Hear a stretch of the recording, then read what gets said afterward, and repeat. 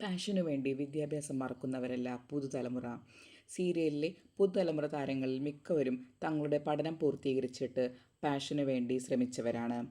ഏഷ്യനെറ്റിലെ ഗീതാ ഗോവിന്ദം സീരിയലിലെ നായിക ബിന്നി സെബാസ്റ്റ്യനാണ്. ശരിക്കും ബിന്നി സെബാസ്റ്റ്യൻ ഡോക്ടറാണ്. ബിന്നി സെബാസ്റ്റ്യൻ ഡോക്ടറായതിനു ശേഷമാണ് സീരിയൽ സജീവമാകുന്നതും. എന്തായാലും വിദ്യാഭ്യാസത്തിലേതുപോലെ തന്നെ സീരിയലിലും തിളങ്ങാൻ ബിന്നി സെബാസ്റ്റ്യന് കഴിഞ്ഞു. മലയാളത്തിലെ എക്കാലത്തെയും ഒരു ഹിറ്റ് സീരിയലാണ് സാന്ത്വനം. സാന്ത്വനത്തിലുണ്ടായിരുന്ന നിധ ഘോഷും ഡോക്ടറാണ്.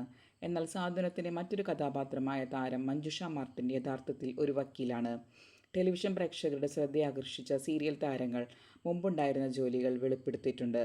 സാന്ത്വനത്തിലെ ഗോപിക അനിലിൻ്റെ ജോലി എന്തായിരുന്നുവെന്ന് പ്രേക്ഷകർക്ക് നേരത്തെ അറിവുണ്ടാവും.